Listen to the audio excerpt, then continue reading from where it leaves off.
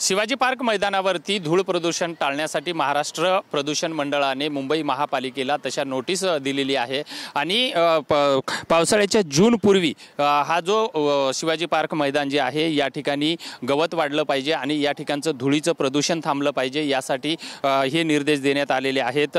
एकंदरीतच जर बघितलं तर जून पासून शिवाजी पार्क हा हिरवागार दिसण्यासाठी तसे प्रयत्न करावेत असे सुद्धा महाराष्ट्र प्रदूषण मंडळाने मुंबई महापालिकेला सांगितलेले आहेत।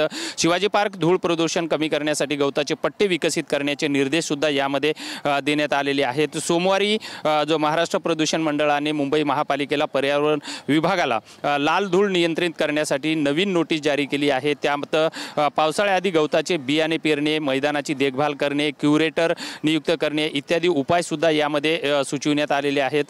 जो महाराष्ट्र महामंडळ प्रदूषणाचे जे अध्यक्ष आहेत सिद्धेश कदम यांनी सुद्धा याबाबत एप्रिल अखेरपर्यंत बीएमसीने शिवाजी पार्कमधील मातीत कोणत्या प्रकारचे गवत जे आहे योग्य राहील याचा अभ्यास करून हिरवे पट्टे ओळखा असं सुद्धा सांगितलेलं आहे। तर मे अखेरपर्यंत गवताचा प्रकार निश्चित करून जूनच्या पहिल्या आठवड्यामध्ये बियाणे पेरले जातील व जेणेकरून पावसाळ्यात गवत नैसर्गिकरित्या वाढू शकेल असं सुद्धा सांगितलेलं आहे। बीएमसी या कामासाठी क्युरेटर नियुक्त करेल आणि खर्च वहन करेल। ह्या सगळ्या गोष्टी ज्या आहेत हे या ठिकाणी सांगण्यात आलेले आहेत।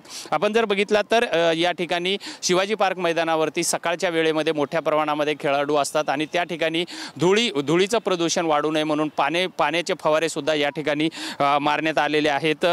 हे जे महाराष्ट्र प्रदूषण मंडळाने जे आहे ते 1974च्या जल प्रदूषण नियंत्रण व प्रतिबंधक कायद्याच्या कलम 33A आणि 1981च्या वायू प्रदूषण नियंत्रण कायद्याच्या कलम 31A अंतर्गत ही जी आहे ही नोटीस या ठिकाणी देण्यात आलेली आहे। त्यामुळे जून महिन्यामध्ये हा जो पूर्ण शिवाजी पार्कचा जो मैदान आहे हे हिरवगार आपल्याला पाहायला मिळणार आहे।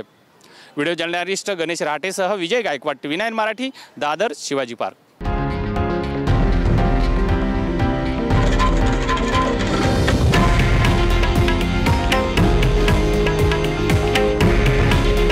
हे आहे देशातील नंबर 1 न्यूज नेटवर्क आणि आपण पाहत आहात TV9 मराठी।